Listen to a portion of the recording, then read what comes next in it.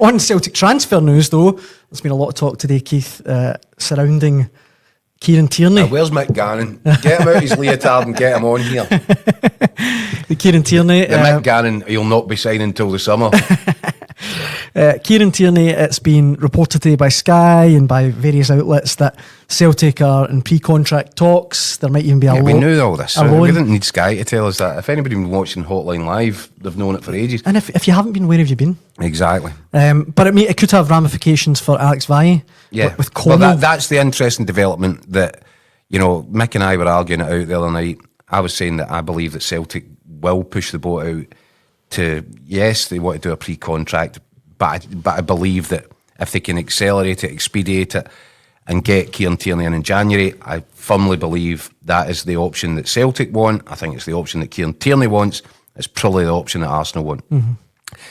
And why wouldn't you do that if all three parties believe that's the best kind of way forward? The one thing that Mick had pointed out, and it was fair enough, you're sitting there, you're paying 3 left backs for another 6 months, doesn't make a great deal of sense. So the emergence of the sort of Vai going on loan or transferring his loan from Celtic to Como, all of a sudden you see how that plan works. Yeah. Now, is there a Celtic fan anywhere in the country watching this?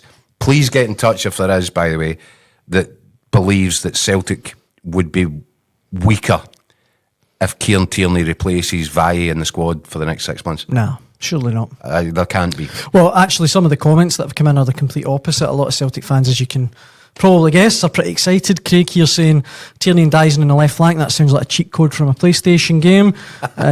Tom Walk makes a good point. Forget the fact there's a gigantic love affair between Celtic and Tierney. Just being able to sign a player of that calibre is absolutely... forget it's Tierney, forget he's Scottish, forget his link with Celtic. Just as a left back. He's a top-class player. Yeah. We've said that before, you know, at his best. There's not many people would disagree with us, but obviously Mikel Arteta would be I know, it's a weird one, notable exception. It's a weird I don't one. Understand it. Aye. I've never understood it. Because the Arsenal fans just go on Twitter when they like the him. Arsenal fans, as soon as Kieran Tierney rocked up at the Emirates, they identified him as captain material. Mm-hmm. They loved him. His attitude, they fell in love with him. Aye. And for obvious reasons. He's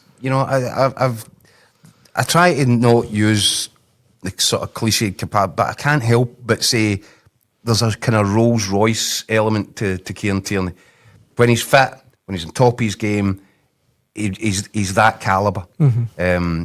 And look, I know that we always add the caveat that his injuries, problems, and can you guarantee that his body's not going to break down? Are you going to get 6 months out of him before the next injury?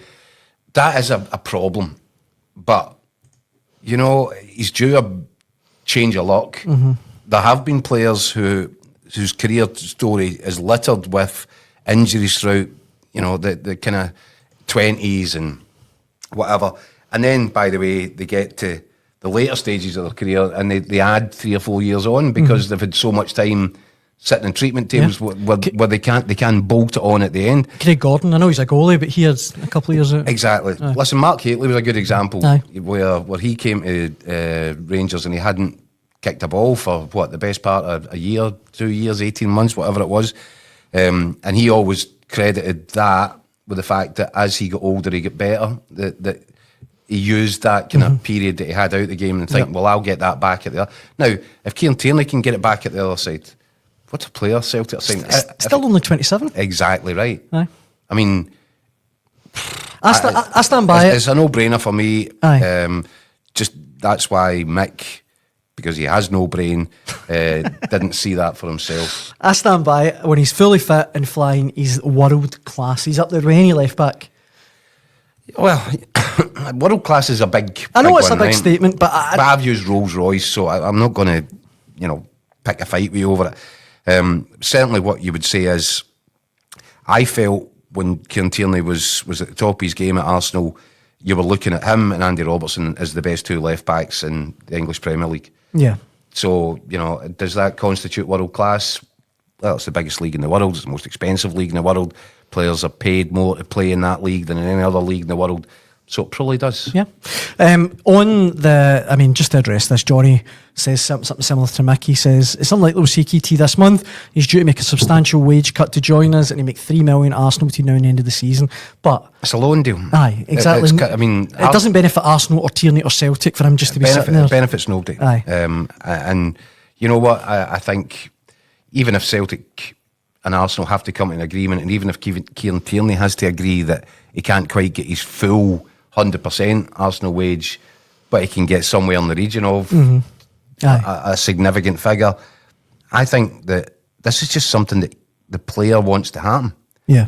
For a variety of reasons, none more so than I think he just feels he wants to come home, literally and figuratively. Spiritually, it's time. He feels this is his time. And as we've said, this is a guy that carries his boots to games in a Tesco bag. I don't think he's worried about, earning enough to buy himself some Louis Vuitton luggage between now and the end of the season. Yeah. I'm sure he's got it already. D-Man's pointing out that if Celtic paid that $3 million, it's still a bargain to get him between now and the end of the season, especially if they make the Champions League. Well, exactly. Playoffs, exactly. And if you've got him fit and you're going into these Champions League games, and it's absolutely, by the way, and the last thing that I would do would be in any way insult Greg Taylor, because I've spoken many times. I think he's been a terrific signing for Celtic, and I think that Celtic, they really should be pushing the boat out to make sure that they've got the two of them. Mm-hmm. But let's be honest about it. If you were going into a real big Champions League occasion and you had a choice, 99.9% of guys are going to say that Kieran Tierney is... I know harm to Taylor, it's just Tierney's... Well, but it's no harm in the first place. When Kieran Tierney left, Greg Taylor came in pretty much as the replacement, and I think he's done better than anybody expected. He's done brilliantly, aye. But he'll never quite... Which is why, by the way, when they go in the Scotland squad, Greg Taylor's so unlucky that he right now is the third choice left back. It's a bit like how me and Andy and Mick were really good, but we'll never be Scott McDermott, when we're on with you. Yeah, and Scott has to work under this problem as well, that he's quite good as well, but he's never going to replace me on it. We all have our crosses to bear. Nightmare.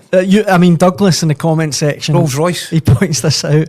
Tierney in this month with Vi potentially going to Como puts us in a position with Greg Taylor. Does he sign a new deal knowing he isn't first choice? We need two left backs. If you're in Greg Taylor's shoes, what do you do?